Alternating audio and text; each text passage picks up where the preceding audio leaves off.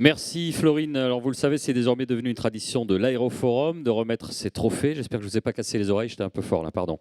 Bien aidé par un jury de professionnels qui s'est réuni en octobre dernier et qui, à partir d'un dossier rédigé par la rédaction de la Tribune, a désigné les lauréats à l'issue d'un vote. Je vous propose qu'on découvre ensemble les membres éminents du jury.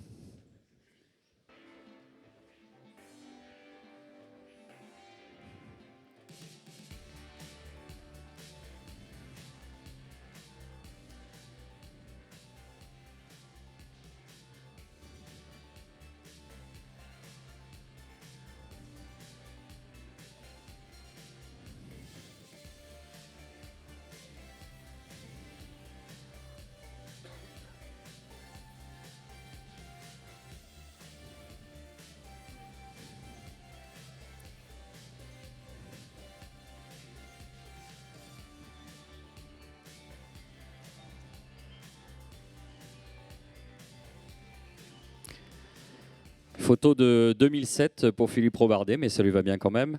Le premier trophée qu'on remet ce matin, c'est celui de la transformation. Et pour le remettre, j'invite notre parrain, Alexandre Villemont, senior vice-président d'Expleo Group, à me rejoindre sur scène.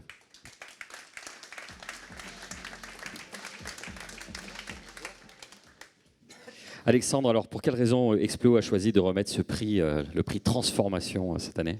Donc bonjour à tous, bonjour à toutes et bonjour à tous. Rapidement, je pense qu'il y a un mot que on a beaucoup entendu depuis ce matin, c'est incertitude. En effet, on traverse tous des moments mondiaux et des moments pour notre industrie un petit peu compliqués. Et donc pour moi, il est certain, il est de plus en plus nécessaire qu'on continue à accélérer notre transformation individuelle et collective, qu'on travaille sur notre flexibilité, notre adaptabilité et Expleo là-dessus essaye de jouer son rôle, de jouer sa part, aussi bien avec nos activités de conception, conception de produits, d'opérations, mais aussi, et on est un peu moins connu en ça là-dessus en France, sur nos agendas de transformation autour des ressources humaines, nos activités de consulting opérationnel, nos activités de transformation digitale, et donc on souhaite prendre notre part et continuer à aider nos clients à travailler sur cet axe. Alors justement, quels sont pour vous les grands enjeux de transformation de la filière pour 2026 ? Alors, rapidement, il y a eu une belle réunion du GIFAS là, il y a 2 semaines qui nous a montré que l'industrie a pas mal progressé entre 2024 et 2025 sur les dernières années. Les OTD, les OQD progressent bien. Il y a encore beaucoup de choses à faire, beaucoup d'acteurs dans le service, dans l'industrie, beaucoup de gens qui ont des enjeux massifs à gérer. Et pour moi, il y a plein d'enjeux à gérer. On en a entendu beaucoup ce matin. J'en ai repris 3, 2 dont Didier a parlé. Premier enjeu sur les compétences. Les compétences d'aujourd'hui, on voit bien que le ramp-up, il est très compliqué quand même, et qu'on manque de compétences, on manque de col bleu, on manque de col blanc, on manque de gens qui travaillent sur l'industrialisation pour réaliser ce ramp-up, que ce soit dans l'aéronautique et dans la défense. Et on en a beaucoup parlé à nouveau il y a quelques jours au GIFAS. Et aussi travailler sur les compétences de demain. À nouveau, l'avion du futur, il ne se fera pas avec les métiers qu'on sait faire aujourd'hui, en particulier dans les bureaux d'études. On doit travailler sur des systèmes plus complexes, on doit travailler sur des matériaux différents, des approches différentes. Et ça, c'est à nouveau des investissements. Là, ça sera des investissements sur les hommes. On a beaucoup parlé d'investissements sur les matières, sur les produits, sur les systèmes. Mais développer les compétences de demain, ça va aussi requérir des investissements et on doit tous pouvoir les faire. Merci beaucoup Alexandre. Je vous propose qu'on découvre ensemble les nommés dans la catégorie transformation. Ametra Group. Le groupe Ametra est spécialisé depuis 40 ans dans l'ingénierie industrielle et l'intégration des systèmes électriques ou électroniques.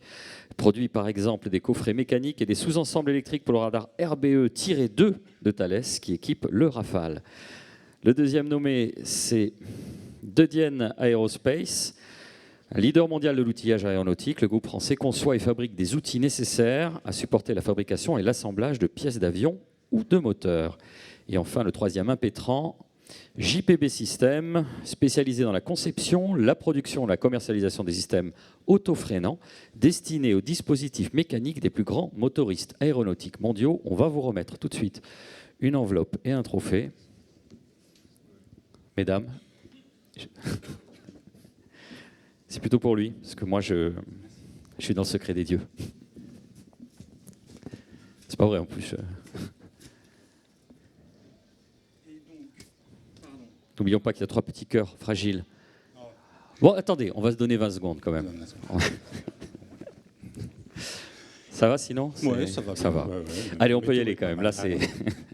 Donc, le lauréat de la catégorie transformation est De Dienne Aerospace. Merci à Sylvie Haute, la directrice générale de Dienne, de nous rejoindre sur scène.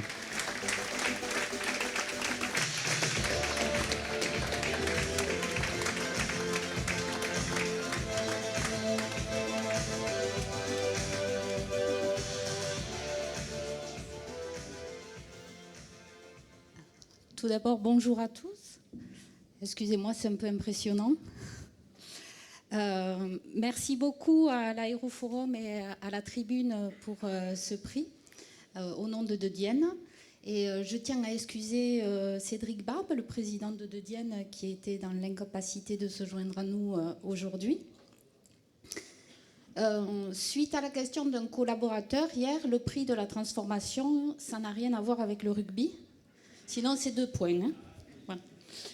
Donc, la transformation, c'est vraiment quelque chose qui ressemble à Dienne. On a commencé à Toulouse et au Garric. Et maintenant, on comprend près de 40 sites et centres de réparation partout dans le monde, au plus proche des clients. Et tout dernièrement, cette année, on a repris un site industriel à Saint-Juéry de 14 000 m². Donc, c'est le petit dernier de la famille de Dienne.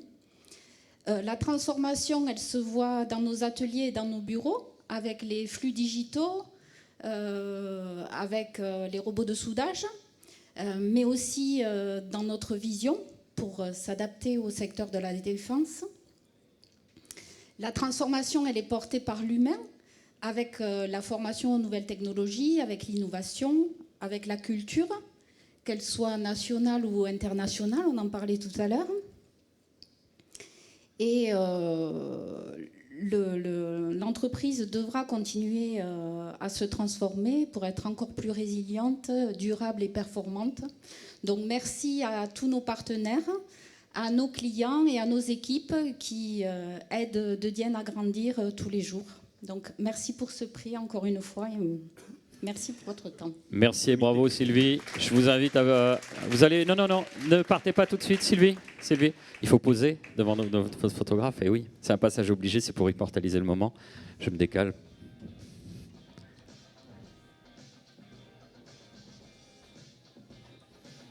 Merci encore à tous les deux. Je vous laisse rejoindre vos places. C'est l'heure de faire une pause. On se retrouve à 11h05 tapante. À tout de suite.